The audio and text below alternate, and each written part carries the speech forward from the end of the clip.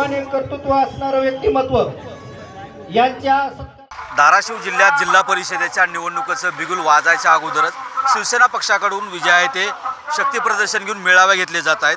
आज हा शिवसेना पक्षाचा दुसरा मेळावा आहे।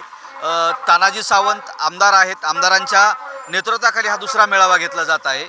हा मेळावा तेरणा कारखाना परिसरात असून आपण ही गाड्या किंवा ही सगळी बघतो की या असंख्य कार्यकर्त्याच्या उपस्थित हजारोच्या कार्यकर्ते या संख्येनं उपस्थित राहिलेले आहे। मोठं शक्ती प्रदर्शन या निमित्तानं तानाजी सावंतांकडून केलं जात आहे किंवा शिवसेनेकडून केलं जात आहे। या बाजूला जर बघितलं तर आपल्याला गर्दीचा अंदाज येईल।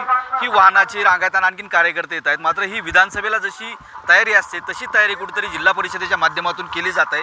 हा तेरणा कारखाना, या तेरणा कारखान्यावरून जी आहे ती जिल्ह्याचं राजकारण आखलं जातो। हा कारखाना ज्याच्या ताब्यात आहे त्याच्या राजकारणाचं पारडं जड असतं आणि याच तेरणा कारखान्यावरून जिल्हा परिषदेची साखर पेरणी जी आहे सावंताच्या माध्यमातून करण्यात आहे। कुठून आलात, काय कारण आहे इथं येण्याचं? आम्ही वाशीवरून आलो, मांडे गावातून साहेबाच्या मेळाव्यामध्ये आलो। जिल्हा परिषदेच्या तयारी संकल्प मेळाव्यासाठी आलो। साहेबांसाठी मेळाव्यासाठी जिल्हा परिषद जिंकायची, जिल्हा परिषद जिंकायची। कुठून आलात? लिंगी पिंपळगाव। लिंगी पिंपळगाव कशासाठी आलात? ह्यासाठीच, मेळाव्यासाठी मेळाव्यासाठीच।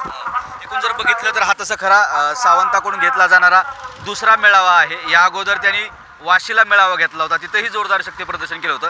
याला मेळावा घेण्याचं कारण यामागं असं आहे की धाराशिव जिल्ह्यात नगर परिषद निवडणुकीत धाराशिव नगरपालिका जी आहे ती शिवसेनेकडून गेली आहे, तिथं भाजपनं दगाफटका केला असा आरोप केला जातो। संमिश्र यश मिळालं, त्यामुळं आता ह्या यशाचं बदला घेण्यासाठी सावंत किंवा जिल्हा परिषद जिंकायच्या निश्चयाने जी आहे ती शिवसेना उतरली असून त्याच्याच अनुषंगाने हे मेळावे घेतले जात आहेत। सागर जाधवसह बालाजी निळफळ, न्यूज 18 लोकमत, धाराशिव।